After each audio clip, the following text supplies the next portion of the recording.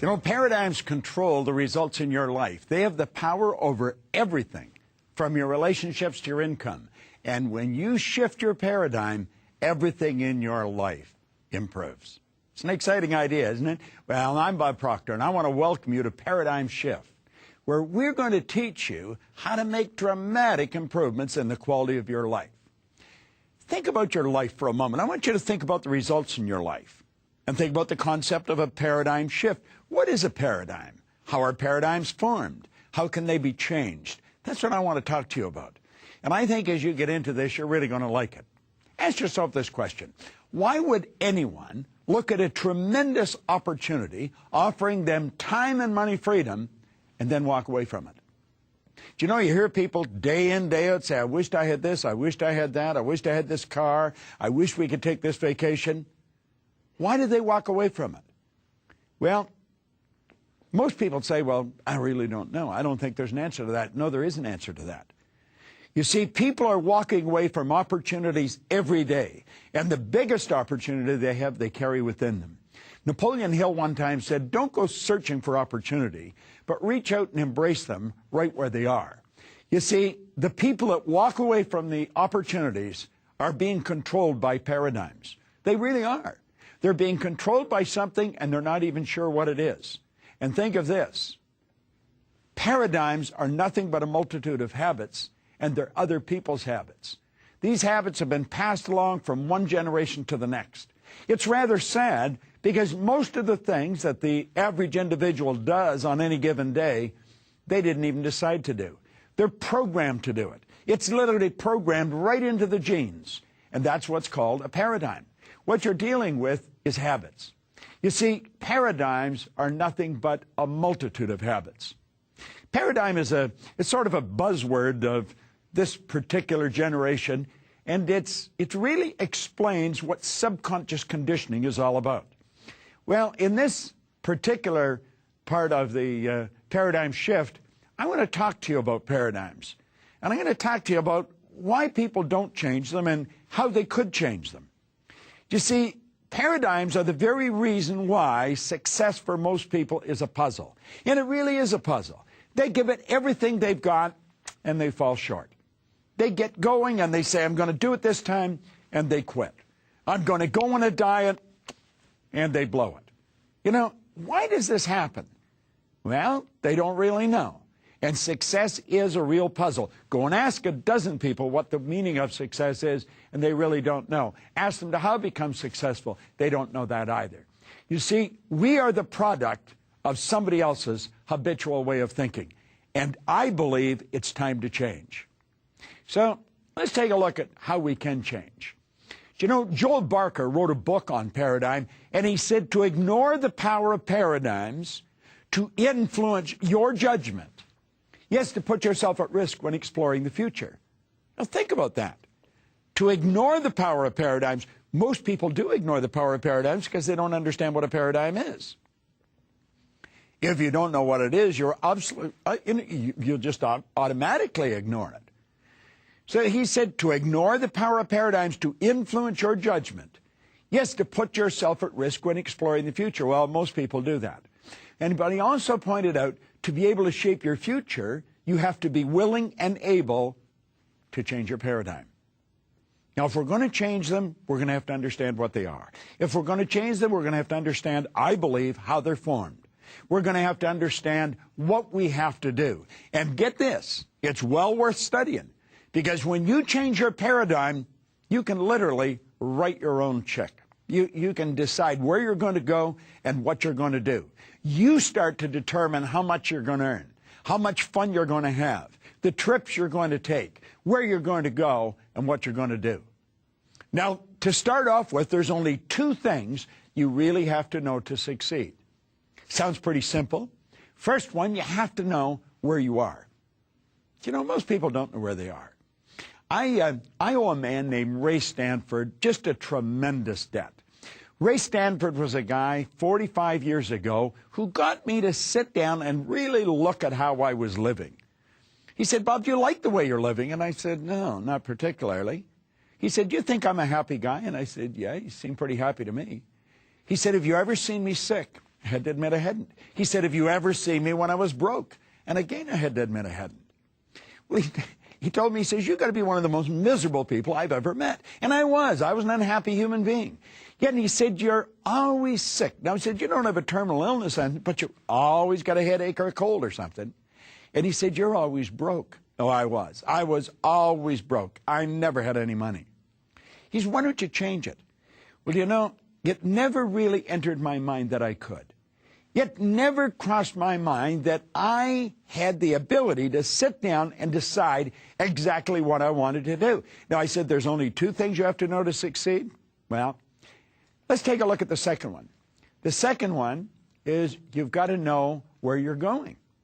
You not only have to know where you are, you have to know where you're going. Now, you see, I was not in a good place. I was unhappy, I was sick, and I was broke. And because that's where I was, it was almost like I had to stay there. But you see, I was 26 years old. I had been trying to change results since I was a kid, and nothing seemed to happen. So I guess by the time I was 26, I just assumed this is my lot in life. But he said, that doesn't have to be the way it is. He said, your present results have nothing to do with your future unless you let them. Now, he said, your results are neither good nor bad. Everything just is. Take a look at the room you're standing in. The room's neither big nor small. The room just is. It's only big or small relative to something else. Look at a bigger room. The room you're in is small. Look at a smaller room. The room you're in is big. Well, he said, your results are neither good nor bad. Now, that has to do with the law of polarity. Law of polarity decrees there's two sides to everything. It's also the law of relativity. We have to relate things. So he said, you know, relative to most of the population of the world, you live like Solomon in all his splendor and glory. So that's not the deal. He said, you're not where you want to be. So he said, let's ignore where you're at, now that you know where you are, and let's think of where you want to go. Where do you really want to go? Well, you know, it had been so long since I dreamed that I really didn't know. And you know what I found? I found most people don't know. But if we sit down and take a pen and a pad and ask ourselves, what do I really want to do? We can do it. Now, you see, there's a part of the paradigm that stops us from doing that because we immediately asked, how am I going to do it? How doesn't matter. Hillary didn't know how to get to the top of the mountain until after he got there. I had the good fortune of working with Edmund Hillary on 3 different occasions. The only thing I saw different about him and anybody else was his size and his determination and his vision. See, no one had ever been to the top of Mount Everest. No one had ever stood on top of the world until Hillary did. There's over 1,000 people have done it since then. You know, see? What about the Wright brothers? No one had ever flown, but they did. You see, it doesn't matter how you're going to do it. What matters is what you're going to do. So think about this. Who are you? Now, that's what Ray started off by asking me. He says, who are you? I said, what do you mean? I said, I'm Bob. No, he said, that's not who you are. He said, that's your name. Where's the guy getting that? You know, I'm not my name. Now, he said, Bob and Proctor is your name, but it's not you. He said, they're 2 words. You use as your name. You could change them if you want. You probably won't. But that's not you. And I said, well, this is me. No, he said, that's your body. You've never heard anybody phone into work and say, body's not coming in today. It's sick. Think of it. You never say anybody say, I am hand, I am leg. It's my hand, my leg, my name, my body. These are all things we have. We've got to really stop and think, who am I? Now, you know, when you do that, you're going to come up with some pretty good answers. We are spiritual beings. That's who we are. We are a soul. We don't have one. We are one. We are spiritual beings. We have been gifted with an intellect. We have intellectual factors. We've got magnificent mental tools locked up inside of us, and we live in a physical body. Now, it's how we use our intellectual factors that's going to dictate our emotional state. And our emotional state is very likely going to control how we behave. Now, we're going to get into a lot of this later on, but, you know, that's the way it is for right now. Now, I have mentioned 1,000 times, if I've mentioned once, we think in pictures. You see? Now, if you think in pictures, I am spirit, I have an intellect, I live in a physical body, and you get a picture when you're thinking of yourself, what picture? You get the physical picture. It's the picture that reflects back from the mirror. It's the picture of the thing we dress, and so we think this is us. This isn't us at all. We've got to get an image of ourselves. We're spirit. Nobody's ever seen spirit. We see the expression of spirit. Spirit's creative. We're creative. Now, think about this for a moment. Dr. Truman Fleet in 1934 realized that we had a real problem. No one ever saw the higher side of a person's personality. So he said, I'm going to make a picture.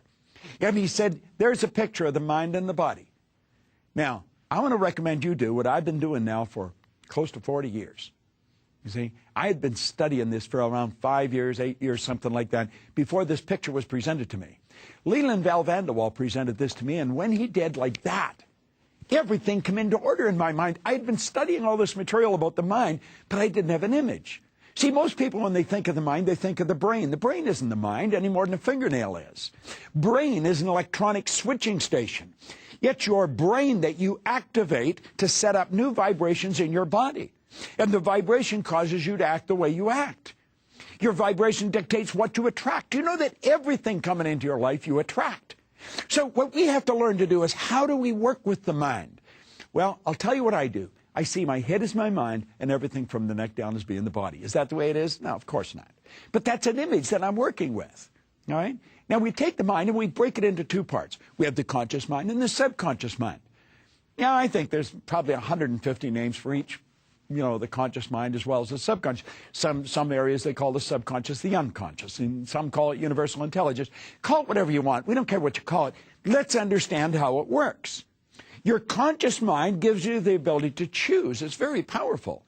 Your subconscious mind does not have that ability. Now, your subconscious mind is your thinking mind. Or pardon me, your subconscious mind is your feeling mind. The conscious mind is a thinking mind. All right? The conscious mind is your thinking mind, and you have hooked up to your conscious mind your sensory factors. So let's look at this for a moment. What do most people think? Well, they think according to what's going on outside of them, because these sensory factors are picking up that information. And then they feed it in, and they think in pictures, and they turn it over to their subconscious, and that's what causes them to feel the way they feel. You see, what you think and impress upon your subconscious controls the vibration you're in. That controls how you act and produces the results that we're getting. Now, you can think anything you want, but when you were a child, you couldn't. Let me back it up. Your subconscious mind is wide open to, you can put in anything you want. When you were a baby, your subconscious mind was wide open.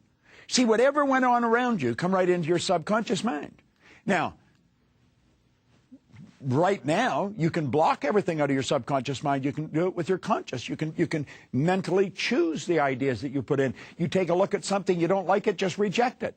See, the conscious mind has the ability to accept or reject ideas. The subconscious mind doesn't have that ability. You know, when you're a baby, your mind is wide open. You can put anything in it you want. At birth, a baby is a linguistic genius. It's literally a linguistic genius. You can teach a baby any language. I have some associates of mine in Kuala Lumpur in Malaysia. They have a little 4-year-old boy speaks 4 languages. Do you know that you can teach a baby to read before it can talk? Now somebody will say, well, I don't believe that. Well, then you probably wouldn't do it. The reason we don't teach babies to read before they can talk is because we don't get any feedback. We don't understand how their mind works. We don't understand that we can program it.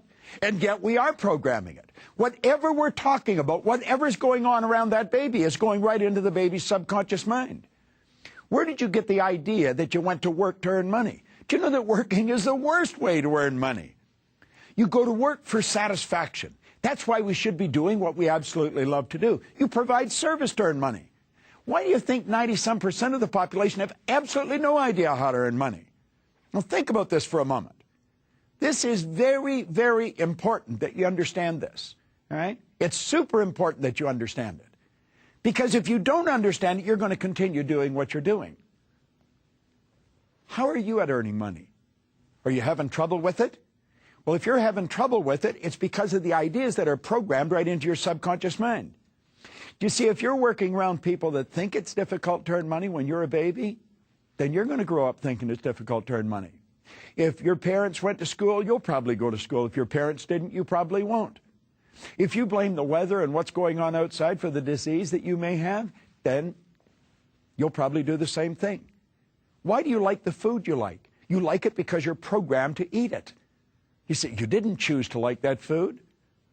You choose to like the food that you're programmed to eat. Now, when that programming takes place, it's genetic and environmental. At around the age of 4 or 5, The mind's already programmed. It's the ideas going in over and over and over and over again. They become fixed in your subconscious mind. We call that a paradigm. And then you begin to think. Now, you can think anything you want, but your paradigm is controlling your behavior and controlling your results. Think of this for a moment. Let's suppose you're earning $50,000 a year. What do you think the odds are of you thinking the thoughts of a person that's earning $250,000 a year? You're not going to do it. As a matter of fact, you'll probably think they're different. They're no different than you or me. The only difference is in their thinking. You can think anything you want, but the paradigm seems to control the way we think. Now, we've got to make up our mind. We're going to stop that. The mind, you can think anything you want. It's your thinking mind. Think anything you want to think, and don't let the paradigm control you. It's a beautiful concept once you start to understand it. So, really think about this. All right? Now, your paradigm controls your logic. Now, think of this for a moment. We never flew in airplanes because anything heavier than air is attracted towards the center of the world. It was totally illogical to think that we could build something of metal and have it fly through the air carrying people. That was illogical, but we're doing it. See, it's logical now, but it wasn't when the Wright brothers got the plane off the ground. A person that's earning $50,000 a year, if they go and talk to one of their buddies about earning $250,000 a year, they'll say you're crazy. That is totally illogical. Well, let's think for a moment. If the paradigm's controlling the logic, if the paradigm is controlling the results, we want to change the results. Wouldn't it make good sense then to start thinking about things that are totally illogical? So when you're looking at where you are and looking at where you're going, I think we want to get some ideas in our mind that maybe are a little scary. You see, if your goal doesn't scare and excite you at the same time, it's probably not a good goal. What do you really want to do? Now, I was sitting in a fire hall when I picked up Think and Grow Rich many years ago. That was the best job I had ever had. I only worked 7 days and 7 nights a month, and I could sleep there all night, go golfing all day. I was earning above average income. They had never had anyone that they let go. Only one person since 1934 quit the job, and yet I quit. It was totally illogical for me to do that. Why did I do it? I did it because I wanted to change my life. I wanted to change the people I associated with. I wanted to change everything. Now, Maslow said you're either going to step forward into growth or you're going to step back into safety. That's a decision that you've got to make. If you step forward into growth, it's going to be scary. If you step back into safety, you're going to stay where you are. So let's think for a moment. Where are you and where you want to go? It's a good question. It's a question most people never ask themselves. I want you to stop and think of what it was like when you were a child. What kind of an environment were you born into? Because that's where your paradigm's formed. Stop and go back and take a look at your ancestors. You see, you might ask, how did you get here? Well, there's a little particle of energy from mom and a little particle of energy from dad come swimming along, and they joined together. That was the nucleus of you. Do you know that all mom's DNA and all dad's DNA is locked up in those little particles of energy? All their habit patterns are there. Why do you think you have some of the little idiosyncrasies that they have? Why do you think you look so much like your parents? Do you think that's an accident? See, the truth is most people never spend any time thinking about this. I want you to think about it. Because your way of life is controlled to an enormous degree by your parents, your grandparents, your great-grandparents, their grandparents, and it's passed along from one generation to the next. I'll give you an indication of what I'm talking about. It's kind of cute, but it's true. I was born and raised in northern Ontario in Canada. My wife was born and raised in the southern part of the United States, in Birmingham, Alabama, and in Pensacola, Florida. Two totally different cultures. Now, we came together, and we started to go out together, but then we got married. And we're out shopping one day, and I said, you know what I'd like is some turnip. She says, okay. So I pick one up. She says, what are you going to do with that? And I said, I'm going to eat it. Well, she says, I'm not eating that. And I said, why not? She says, that's the root of the turnip. I said, it's what? She says, that's the root of the turnip. I'd never heard it called that. I'd never even thought of that. It was just a turnip. Yet she said, we feed that to the pigs. Well, I said, what do you eat? She said, we eat the green of the turnip. I don't think I'd ever seen a turnip green. I said, isn't that strange? We give that to the pigs. Here she was, raised where they ate the green of the turnip and threw the root away. I grew up, we ate the root of the turnip, threw the green away. Now I put the turnip back in the bin and I walked away. I mean, I'm not going to fight over a turnip. And I got thinking about it, and I thought, I wonder how many other ideas we operate like that. You see, that had to do with where she was raised. Now, do you want to know the truth? We don't eat turnip in our house anymore. We just don't eat it. I eat it if I go to my mother's or my sister's, but, you know, think about it. She was raised in a totally different culture than I was raised in. I do work over in Kuching and Kota Kinabalu and Kuala Lumpur. Totally different culture. When we have breaks for seminars here in North America, we have coffee breaks, refreshment breaks. Not in Malaysia. We have prayer breaks. Totally different culture. Now ask yourself, you know, why are you like you are? I want you to go back and think of yourself, just subconscious mind wide open. You're a little baby. What were the people talking about? What were they doing? What was their thoughts towards income? Because they're the thoughts that you've got planted in your subconscious mind. Again, you see, it's the repetition of these ideas going in over and over and over again that has programmed us. Now, in this series, The Paradigm Shift, you've got to really understand how paradigms were formed if you're going to be effective at changing them. See, I can tell you how to change the paradigm, but if you don't understand how it's formed, it wouldn't make any sense. Some of the things I'm going to tell you to do to change your paradigm are going to seem silly. They're going to seem immature. Well, that's all right. Do them anyway. Do you know you're going to find that the multimillionaires in the world, the people that are happy, the people that are alive and vibrant, they do things a little different than everybody else. They march to the tune of their own drummer. You know, you'll often find people, I was 71 on my last birthday, and you know, people say you should slow down. I think that's nuts. I should speed up. I'm really just getting warmed up. You see, I don't think we have to slow down. I think what we have to do is calm down. We have to pace ourselves. We have to do things in a very calm, confident manner. You can go at warp speed if you're doing that. I'll work in 3 or 4 different continents in the same week. Think nothing of it. I can get on a plane and go to sleep just the same as I can get in bed at home and go to sleep. Do you know why? I programmed myself to live that way. Do you know the way you're living is according to the program? Who decided on your program? Did you pick it, or did someone else pick it? Now think about it. I want you to be super honest when you're analyzing your results. Really take a look at where you are. And then ask yourself, why don't you change your results? Well, we really don't know. Why are you doing? What time do you start work? I always say everybody should belong to the 6 o'clock club. You want to get up at 6 o'clock, ready to fire your engines. Good time to wake up and study. Talk about studying. How much time do you spend studying? What do you study? You see, if you really want to change your life, you've got to get locked into study. You've got to figure out why you're doing what you're doing, how to change it. Now, remember I said we're spiritual beings and we live in physical bodies? That is no small thing. That's not something just to discuss at church or at the temple or at the mosque. This is something that we really want to focus on. Where is spirit? Spirit's omnipresent. Spirit's 100% evenly present in all places at the same time. Spirit's all-powerful. Do you know that all the power there ever was or there ever will be is omnipresent? It's 100% evenly present in all places at the same time. This is very, very vital information, and we've got to think about it. It isn't just something we read and say, isn't that nice? You have infinite potential. What are you doing with it? There's 2 things we're not taught in school. There's many things we're not taught in school, but there's 2 things that we're not taught that are vitally important if you really want to make a paradigm shift and make things happen in your life. Number 1, you have to learn how to make decisions. Absolutely essential.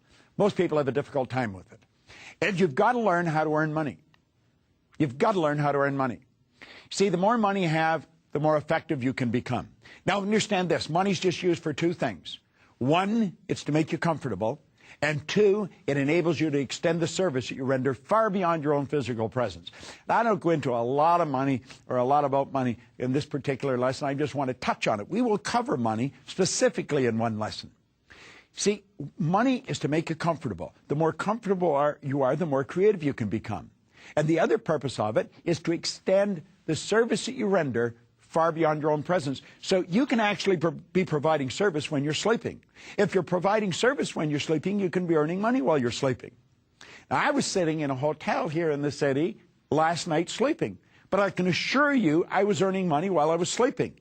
See, I'm of the opinion the mailman should never pass your door without leaving a check. Now, I know that's probably appealing to you. And how do you get that way? You get that way by making up your mind that you're going to write the next program for your subconscious mind. You're not going to let somebody else do it. So we start to evaluate where we're at, what we're doing. How much time do you spend thinking? And what do you spend time thinking about? I spend a lot of time in planes. I am leaving here where I'm shooting this particular series in Dallas, and I'm going to fly immediately to London. And then I'm going to go from there right back to Toronto, and from there out to Utah. Now, this is all happening in a week. So I'm going to be spending a lot of time in the air. I was flying over to Kuala Lumpur from Toronto every month for approximately 5 years. It's 25 hours in the air from Toronto to KL. And if you go any further, you're coming back. So it's a lot of riding. And I have that time for me. No disturbances. I play with words and numbers. I spend all the time in the air playing with words and numbers. And I'll build things in my mind. And then I lay down a track that I want to run on, how I'm going to execute it. Now, when I get a great idea, I'll write it down. If it's still a good idea a week later, I know that I'm onto something. And then I'll put together a team of people to execute it. You see, I think you should have a team working with you. And if you're going to make a paradigm shift, that's vitally important. So think. You've got to make decisions. You know, Napoleon Hill said that the people that win in life make decisions very fast and change them very slow, if and when they change them at all, like that. You're going to find the people that have problems in life, they make their decisions very slow, and they change them frequently and without any cause. Why would an individual do that? It's part of the paradigm. Take a look at how you're living. Start to analyze. What do you do when you get out of bed in the morning? There's a pattern that you follow. The pattern is the expression of the paradigm. How much time do you spend sitting down to do nothing but create big ideas to improve the quality of your life? Don't say you haven't got time. Everybody gets exactly the same amount of time. We get all there is. So what are you doing with your life? How do you spend your days? I want you to become super aware of the thought patterns that you entertain. Start to monitor your own thinking. Don't spend time thinking why you can't do something. Spend time thinking of how you can. You see, you're capable of doing anything. Now, understand this. You're either going to go forward into growth or back into safety. Now, I want you to also remind you that there's no shortcuts, but you can take quantum leaps through the transference of experience and information. This is Bob Proctor with The Paradigm Shift. I want you to join me next time. Thank you.